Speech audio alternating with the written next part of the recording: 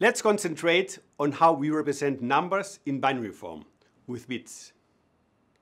With 1 byte, that is 8 bits, we can form 256 different combinations, 2 to the power of 8. Therefore, we can represent 256 different numbers. It could be, for instance, the natural numbers from 0 to 255. But which byte combination corresponds to which number? There are many different mappings between bytes and numbers. Let's see a very natural one. Let's analyze the system we use for representing numbers in our decimal system, the one that uses 10 digits, from 0 to 9. We use a system based on weights. The more to the left, the higher the weight. When we write 972, we mean 9 times 100 plus 7 times 10 plus 2 units. Consider bags with balls in powers of 10. 972 balls is 9 bags of 100 balls plus 7 bags of 10 balls plus 2 bags of 1 ball. The digits multiply powers of 10, which depend on the position of each digit in the number. For representing numbers in the binary system, we can use the same coding principle. But now we have 2 digits, 0 and 1. This is why we call them bits, for binary digits. Our numbers in this binary system consist of sequences of zeros and ones. For instance, 101 represents a number that takes 1 bag of 4 balls, 2 to the power of 2, plus 0 bags of 2 balls, plus 1 bag of 1 ball. So altogether, 5 balls.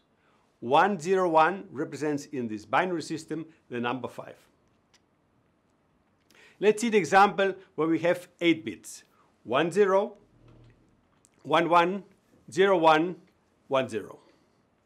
The weights starting from the right are to the 0th power, that is 1, then 2, 4, 8, etc., until 2 to the power of 7, that is 128.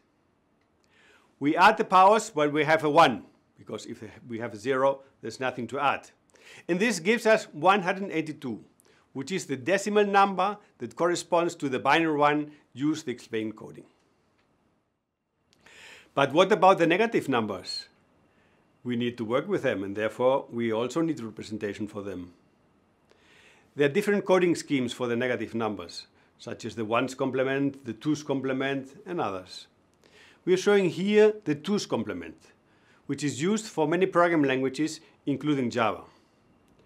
The non-negative numbers, that is, the 0 and the positive numbers, are coded as before, where the leftmost bit is set to 0.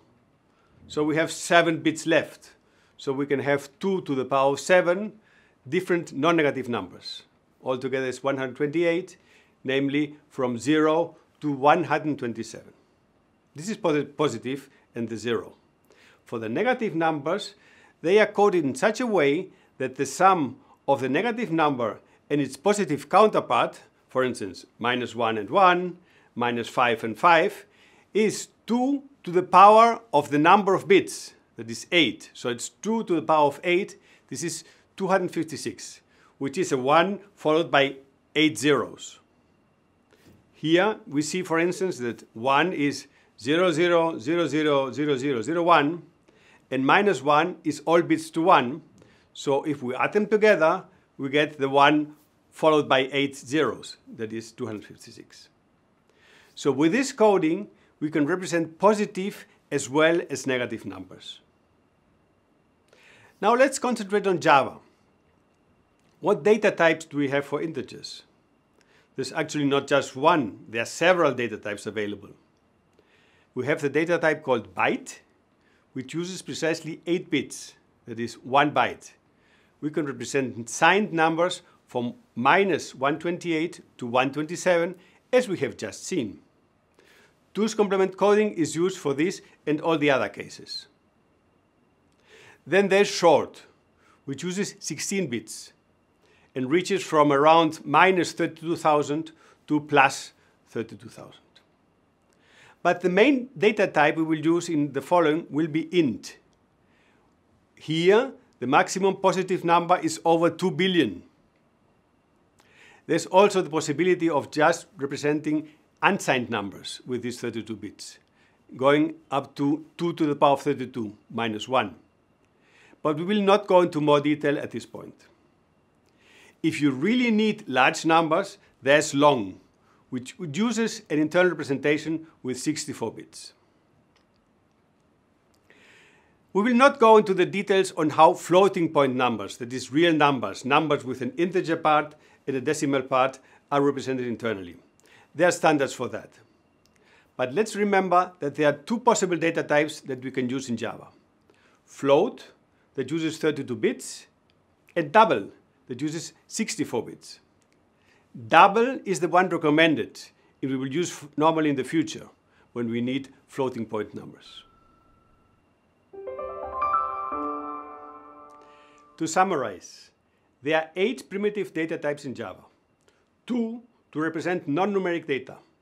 Boolean for Boolean values, true and false, and char to represent a single character. And then we have the numeric data types. Int is the main data type to remember for representing integers, and others are byte, short, and long. And double is the main data type to remember for floating point numbers. Another one is float.